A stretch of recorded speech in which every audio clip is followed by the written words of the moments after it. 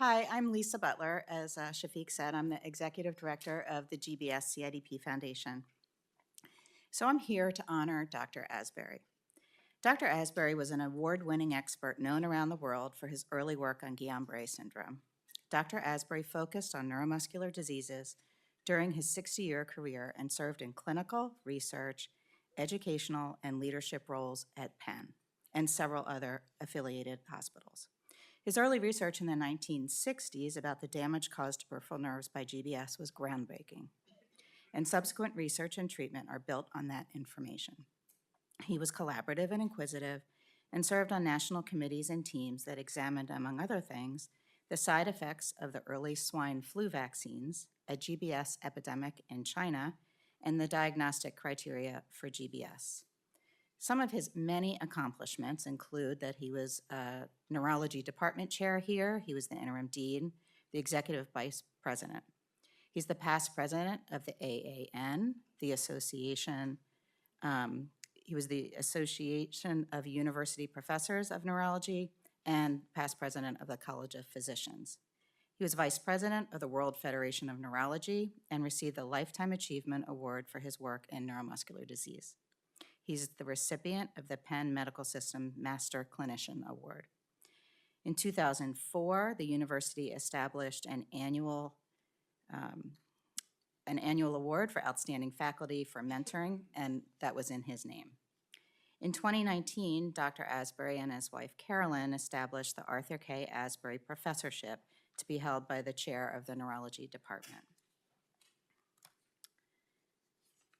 Dr. Asbury mentored the GBS-CIDP Foundation International and served as the principal advisor for many, many years.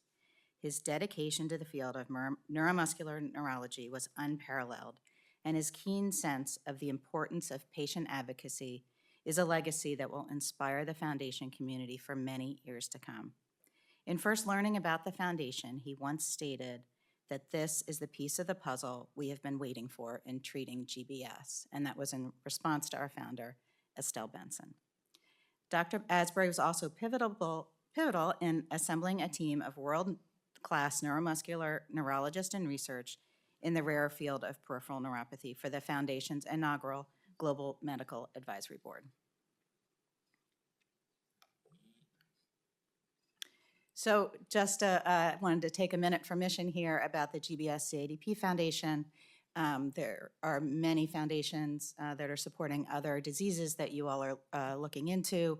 You know, there's a great foundation for MG, for CMT, of course for ALS.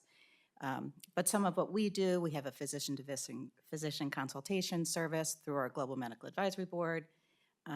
We have reference to the guidelines for treatment for GBS and CIDP. We have a research grant program, and we have a worldwide Center of Excellence program. So that QR code takes you to our website. There's my email address. We would love to hear from you, and especially for you to refer your patients to a patient advisory community.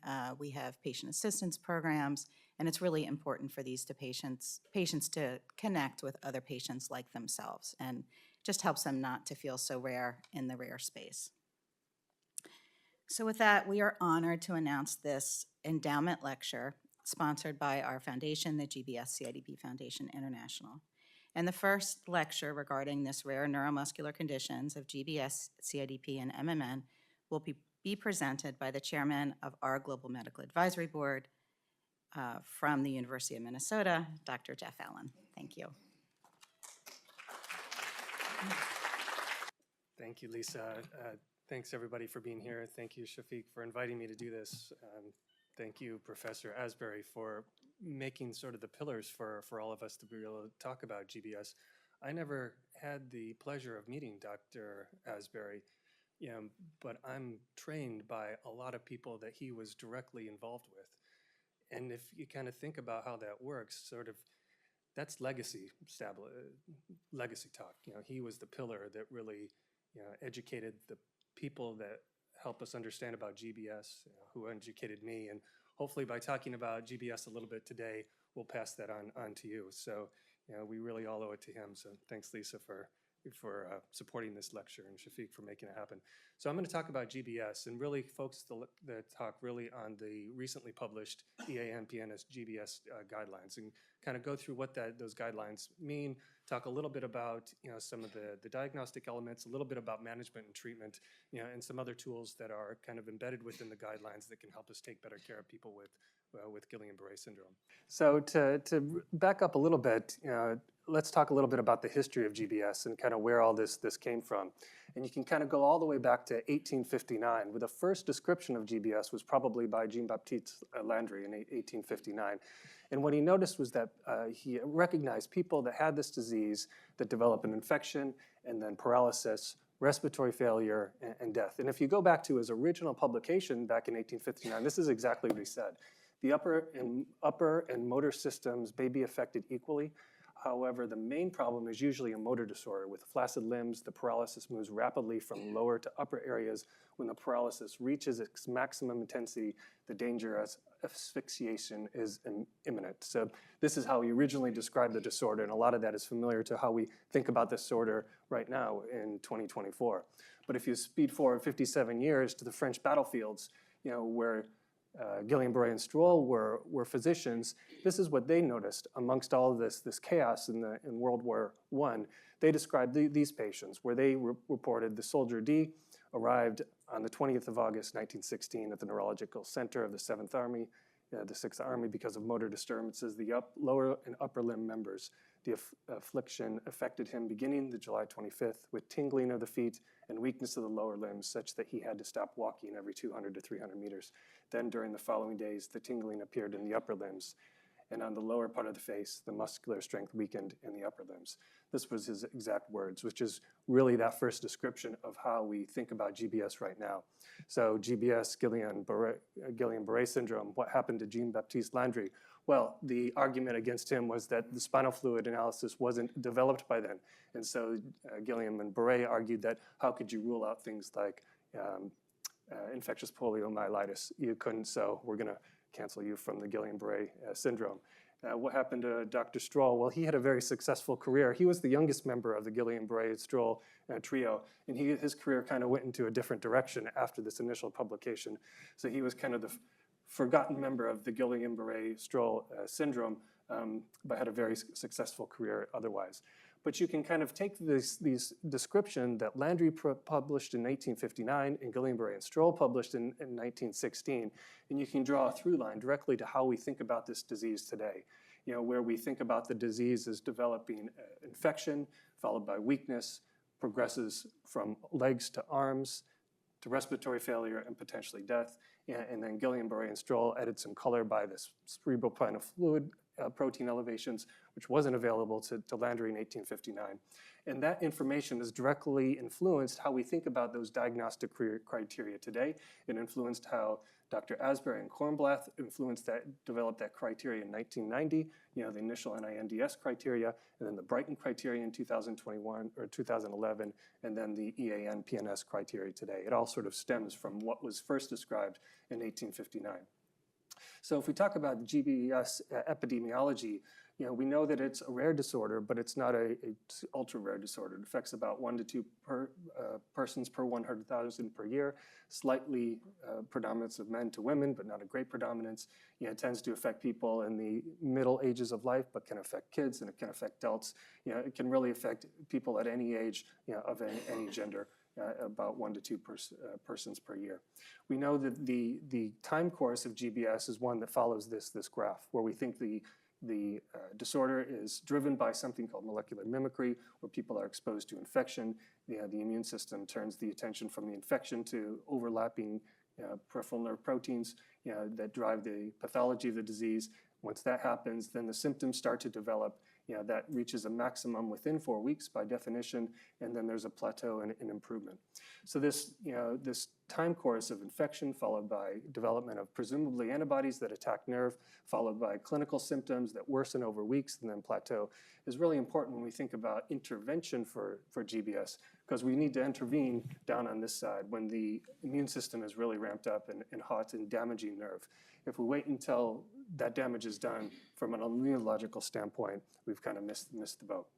So what do these new guidelines tell us? So these new guidelines, the EAN and PNS guidelines, is an evidence-based guideline where the group kind of condensed all of the information, the published literature on GBS, and consolidated that into this guideline. So all of the information was assessed based on quality and accuracy.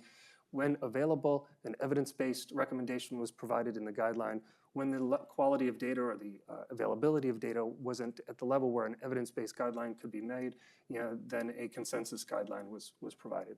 Now, these guidelines were meant to be used not just in clinical trials, but also in clinical practice. They were meant to be used in kids and adults during routine clinical care. So it's meant to cover the entire spectrum of GBS. Now, before really getting into what's in the guidelines, there's a couple of things we have to be comfortable with when we're thinking about GBS. And that one of those comfortable things we have to be thinking about is the uncertainty that goes along with GBS.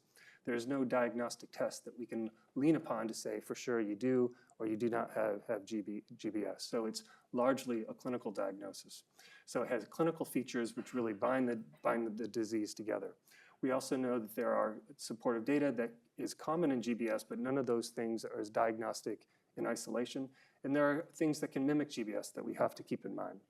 So this probability, where we move up on probability based on how our confidence that we think we have the disease, or lower on probability if there's things that maybe raise our attention that maybe it's something else. And the guideline really tries to do this, to raise probability or lower probability without saying for certain you do or you do not have GBS. So we know from a probability standpoint, there are certain things that are more common in GBS, or most patients with GBS have.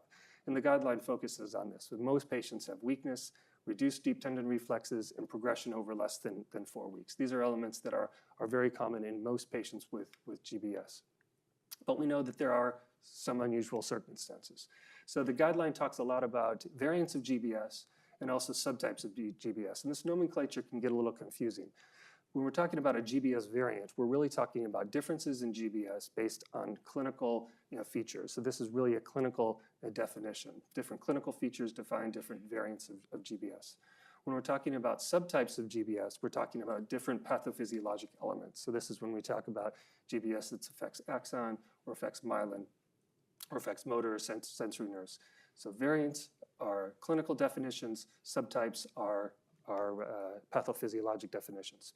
Let me get back to the subtypes in a minute. But when we're talking about the variants, we know that although most patients have weakness, arms and legs, reduced reflexes, and evolving over less than 4 weeks, not all of those people, not everybody has that phenotype. So some people have this Miller-Fisher variant where you get ophthalmic paresis, ataxia, and reduced reflexes. Others develop maybe a paraparetic variant. There's a facial paresthesias variant. So if we're leaning upon this definition of proximal and distal weakness and some sensory loss to really define the disorder, we're going to miss a lot of cases with GBS. About half of them present with that. The other half present with one of the other variants, or present at least with the arms affected before the legs. The initial description of so-called ascending paralysis, which Landry published back in 1859, was based upon the most common presentation of GBS, where most patients develop weakness in the legs, then the arms, then the chewing, swallowing muscles, then respiratory failure. But not all patients follow that pattern.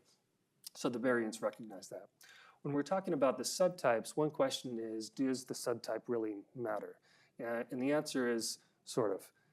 When we're talking about subtypes, we're talking about different attacks on myelin or axon. And so these descriptions of AIDP, acute inflammatory demyelinating polyneuropathy, or AMON or AMSON, axonal neuropathy with either motor and sensory involvement, these have some important prognostic implications because we know that if you have more axon loss, more axon damage leads to poor prognosis later on. And we know that many of those people that have a lot of axon loss have a preceding diarrheal infection with Campylobacter. There's some overlap in the complex lipid structure between Campylobacter and the gangliosides on peripheral nerve. And most people that have Campylobacter develop antibodies to GM1 or to GD1A. That leads to a lot of axon loss, which can lead to conduction failure and eventually axon degeneration. And when you have a lot of axon degeneration, that can be prognostically poor.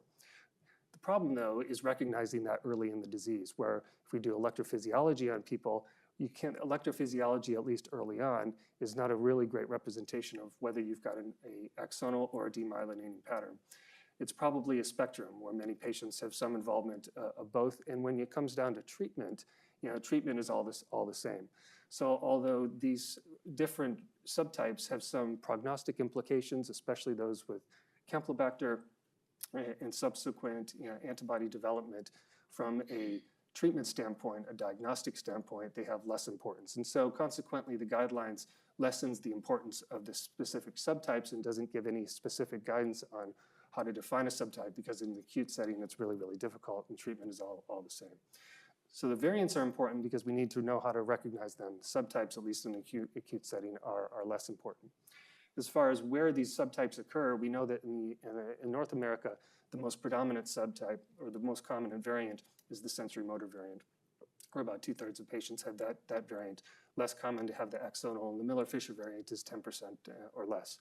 We also know that the nerve conductions, to speak to the challenges with identifying these, the nerve conductions in that acute setting are difficult to differentiate from the axonal from the demyelinating form, where about 40%, you can't really tell whether something's axonal or demyelinating early on. So here's what we have. We have GBS, which is a syndrome now. We know that it has different variants, where we have a typical variant, and we have patients with subtypes. We know that these are defined first and foremost by the clinical characteristics, where most have weakness that progresses over less than 4 weeks with reduced reflexes, but there are some differences in how these patients present. So then the question is, how do we increase the probability that we have GBS or lessen the probability? What are the red flags that really maybe alert us that it's something else?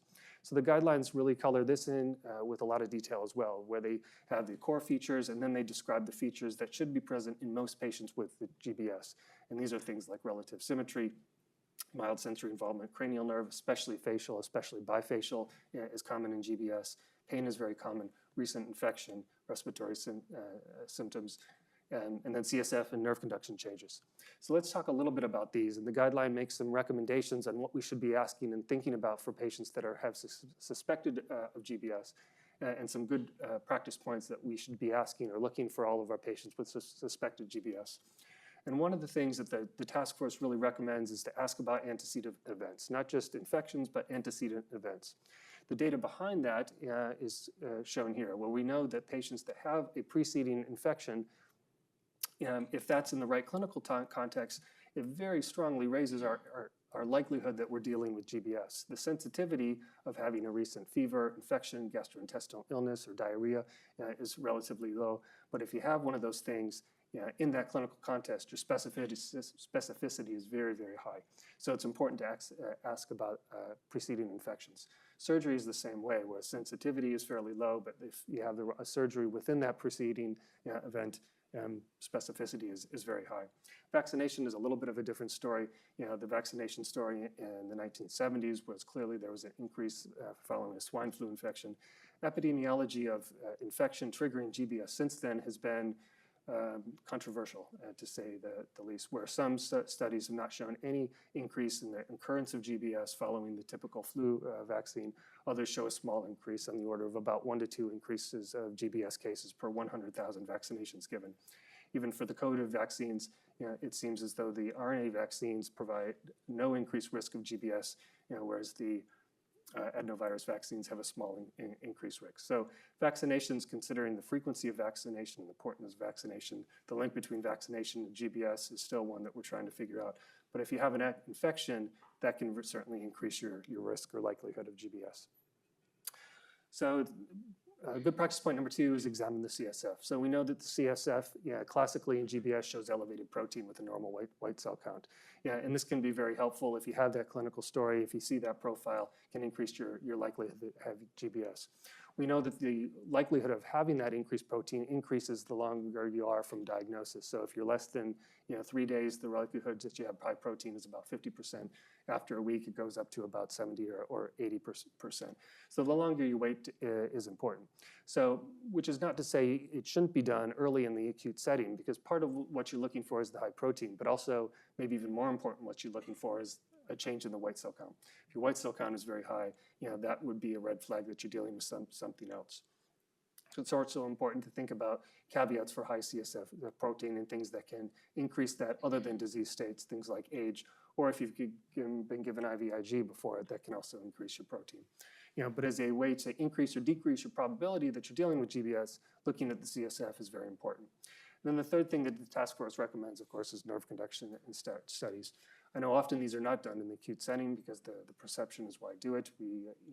We kind of know what's going to happen and they can be normal early, which is in part true. But again, it's about decreasing your probability, your likelihood to have GBS. So if you have the right clinical scenario, you have any abnormality on the nerve conduction studies, you can be more confident that you're dealing with GBS. There are certain patterns that are more sensitive and specific.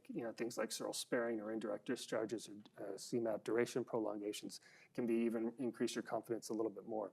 If you've got a completely normal nerve conduction study, you've probably got a problem with a GBS diagnosis, which doesn't exclude it, but certainly something to think about. Alternative diagnosis is maybe to revisit the diagnosis at some time later. So we've got these features then that increase our probability. We've also got features that make the diagnosis less likely, that cast doubt upon the diagnosis. And those are listed here on the right.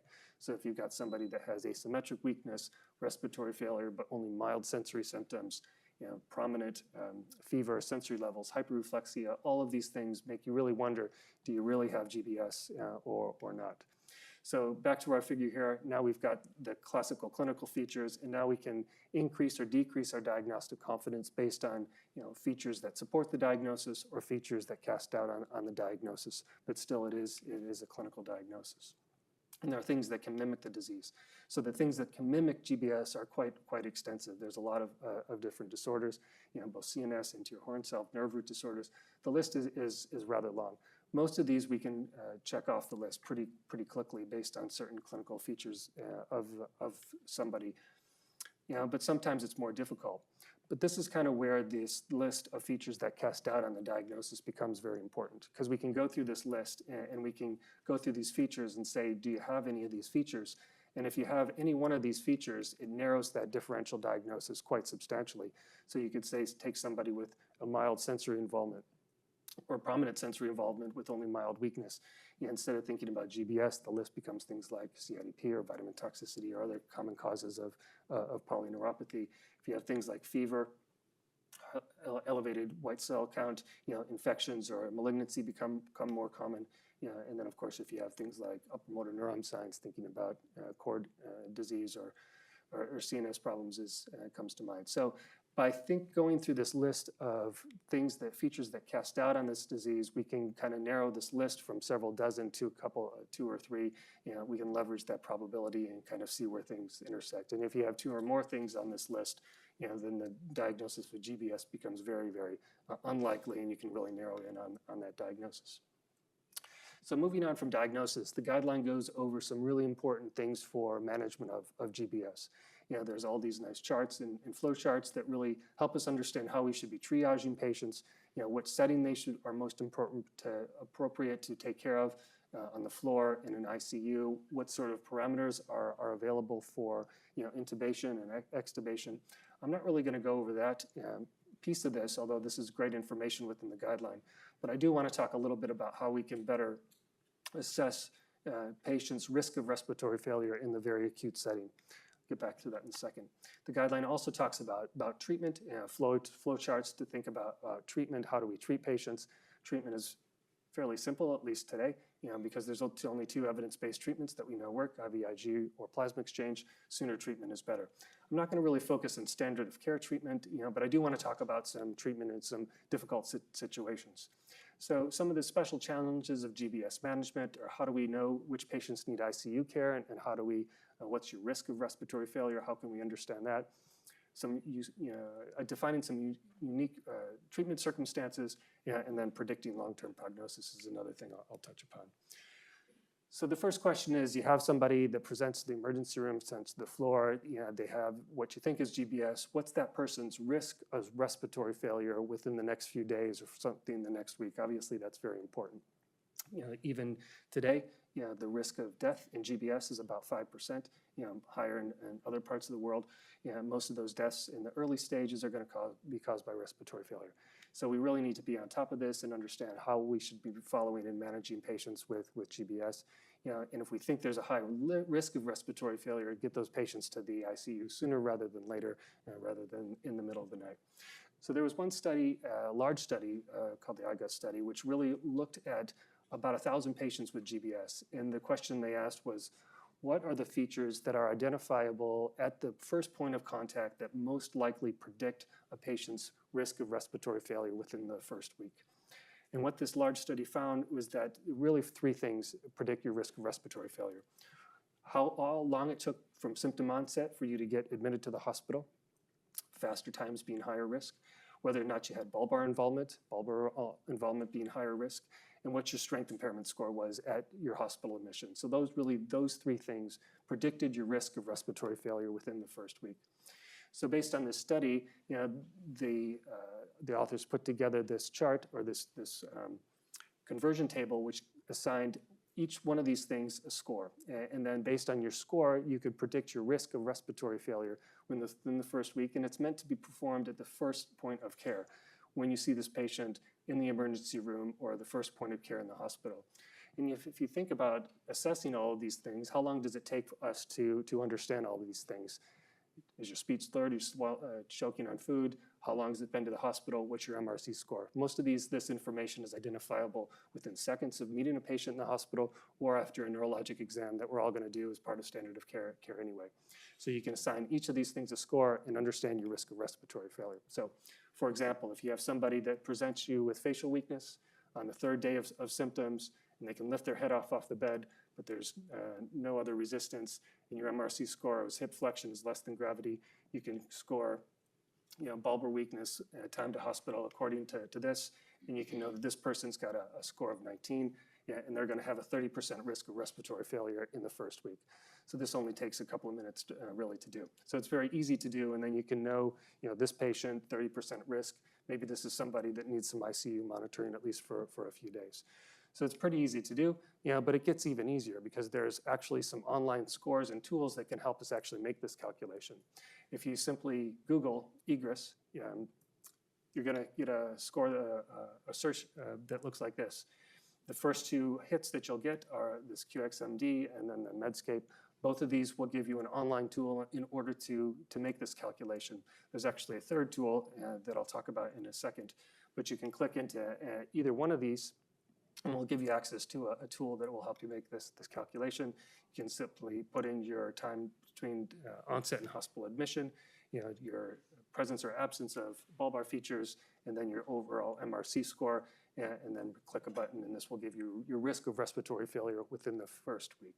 So it's very, very easy to do, and there's online tools to even make it easier. So really helpful for triaging our patients that have potentially GBS and potential respiratory failure. So shifting a little bit to standard of care, when we're talking about standard of care, IVIG is helpful to speed up improvement. Plasma exchange is also helpful.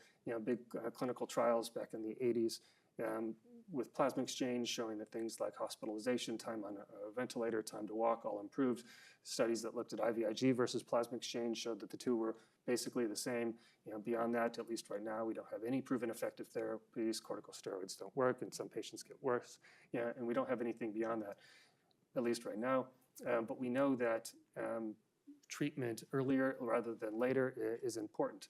Based on that figure that I showed earlier, we want to intervene when the immunologic activity is most active. So treatment is pretty straightforward, but there are certain treatment situations which are more difficult. And the 3 that I'm going to talk about, I'm going to list here. The first one is, how do we handle a patient with very, very mild disease? So patients with very mild disease are those that maybe have a predominantly sensory symptom, have minimal weakness, and have no impairment of their gait. And they've been there for about 2 weeks. So based on what we know about the natural history of GBS and the overall prognosis of a patient like this, their prognosis is very, very good. And if they haven't worsened by 2 weeks, their likelihood that they'll get worse from there is very, very unlikely. So for those patients, the risks of treatment may not be worth it. And so the general recommendation is for a very mild and stable disease that they don't need any immunotherapy, IVIG, or plasma exchange at that stage. If they're worsening, that's a little bit of a different story. The second challenging situation that I know we've all uncovered are those patients with a very poor prognosis. So these are patients that have that very rapid onset of disease, that are intubated within a few days, we treat with standard of cares like IVIG or plasma exchange, and they just don't get better.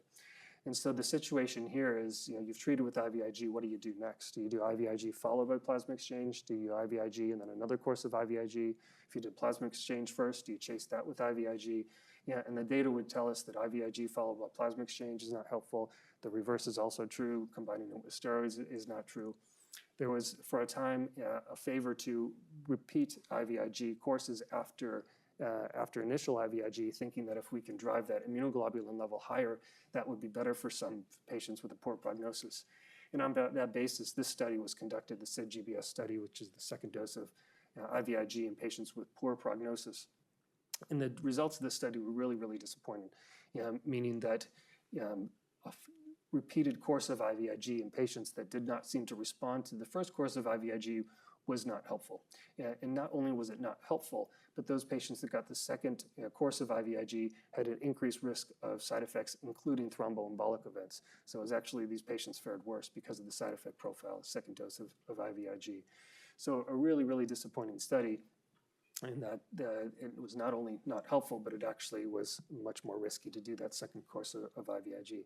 So this is a major unmet need in the GBS field, is what to offer patients that have a poor prognosis and don't seem to respond to GBS. Right now, the best we can offer is supportive management in this situation. A slightly different situation, though, are those patients with treatment-related fluctuations. So these are patients that have GBS. We treat them with standard of care, either IVIG or plasma exchange. They have some sort of improvement, and then the treatment time course passes, and then they stabilize, and then they deteriorate 3 or 4 weeks. What's actually happening here on a nerve level is not entirely understood, but it suggests that there's some sort of ongoing immunological activity that exceeded the durability of whatever first-line therapy we used. In this situation, although we don't have a clinical trial that supports this, it makes sense to repeat the course of whatever you used the first time. If it worked once, it's probably going to work again. In the large IGA study, most patients reached their bottom by 2 weeks, but about 5 to 10% had a so-called treatment-related fluctuation. So if you get better and then worse, repeating the treatment makes sense. But if you just have no response, then that's a more challenging situation. As far as prognosis goes, we know that most patients with GBS improve over time.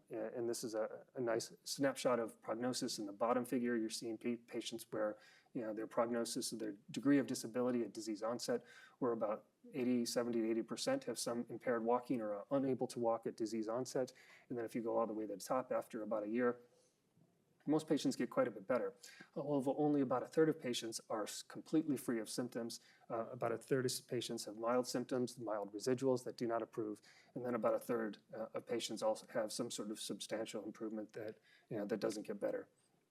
So predicting prognosis is helpful or important. So how can we understand at the point of care which patients are likely to have trouble walking at a month or at 6 months, which has some important implications to it. So this is another study, outcome tool that was developed by the IGUS group, and this is called the Modified EGUS score, or the EGUS score. Just like the EGRIS score, this score was based on many patients that developed GBS, a list of many different features that were looked at to say which features at the initial diagnosis were most likely to predict your ability to walk at 1 month and 6 months.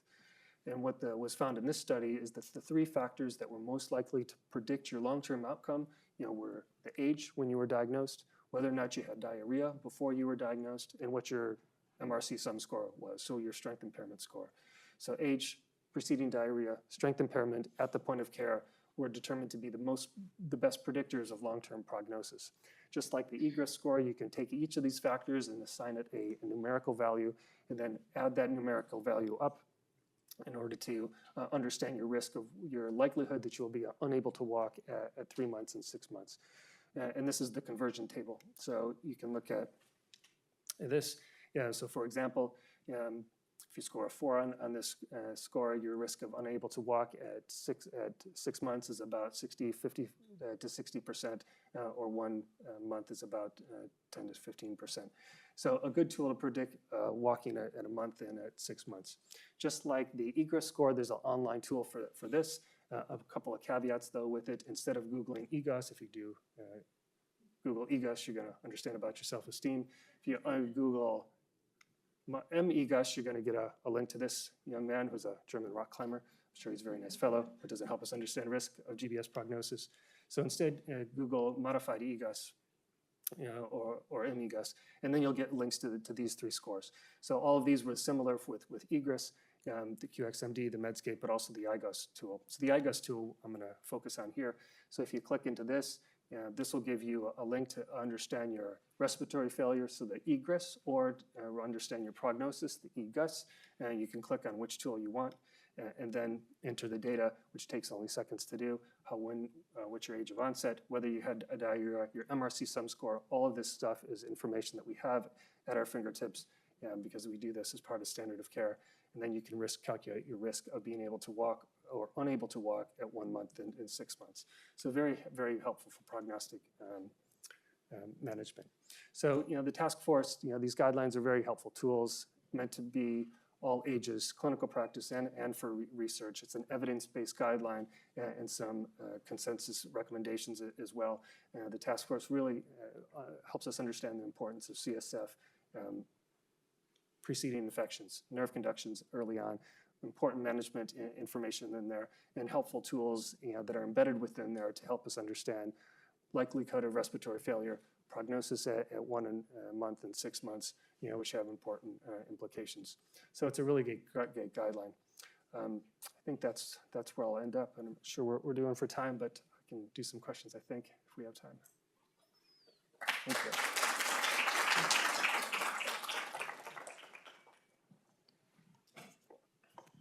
Do we have any questions, Sean?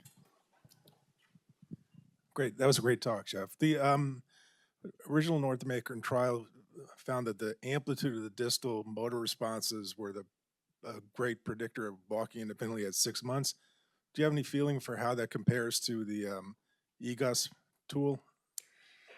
Yeah, it wasn't part of the EGUS tool, and the problem is that you can't, from the amplitude, you just can't tell if it's conduction failure or if it's axon loss. If it's conduction failure, you might have a rapid response to treatment.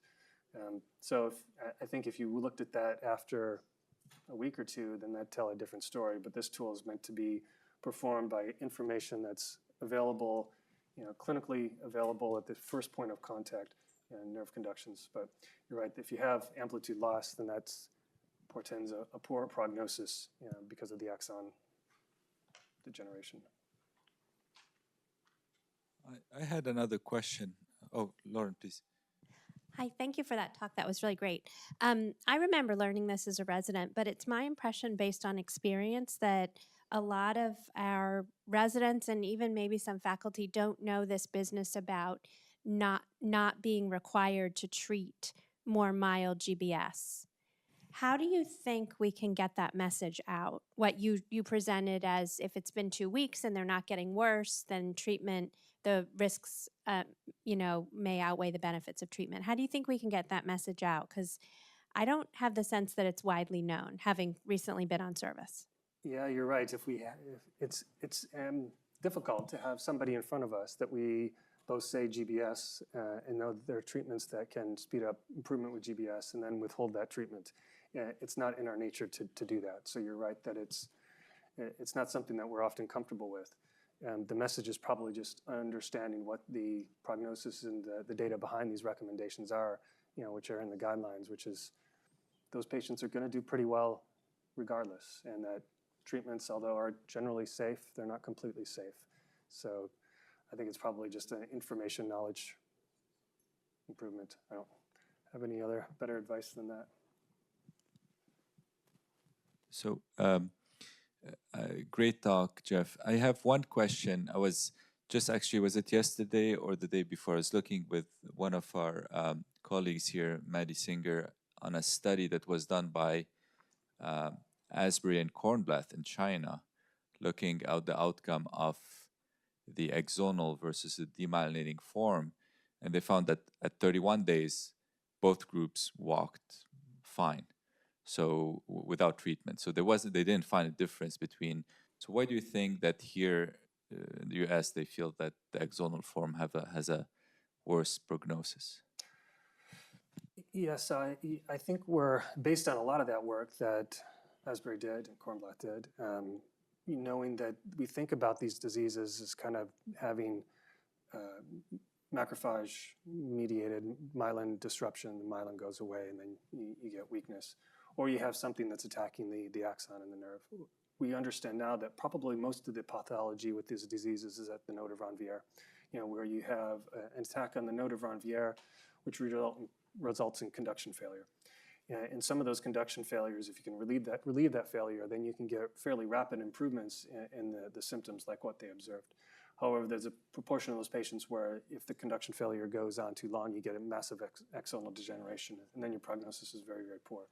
So probably what they're describing there are those patients with the motor form, where you have a nodal block and rapid improvements, versus the other form where prognosis is poor because you have a lot more axonal degeneration. We know there's a lot happening at that node of Ranvier with antibody. We know that the complement component is a really important part of that's driving pathology in GBS. And one of the thoughts right now is how can we intervene maybe on the complement level to spare some of that architecture of the axon. So keep your eyes on that and how that story unfolds with the role of complement and complement intervention in GBS. I think that's something to pay attention to.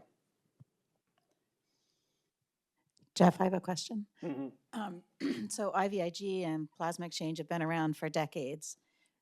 Is there anything new in the research? Well, it's the complement story. I think the complement story is really where something to keep an eye on. There's been a couple of studies of complement interventions in GBS. One was a Japanese study several years ago, which showed some exciting findings and some of the secondary outcomes, but nothing in the primary outcome. And so the study was kind of stalled out. But enough to really, I think, get a lot of us pretty excited in the field on if we intervene with complement early on. There are a couple of ongoing studies. One major ongoing study of complement inhibition. The study was conducted in Bangladesh and Singapore. The study is complete. It's a study that's looking at complement intervention at the point of care instead of IVIG or plasma exchange. So it's a placebo-controlled complement intervention trial. It's a study that's supported by or conducted by a group called Annexon. And that study is complete, and we'll know what they found later this year. So pay attention to that.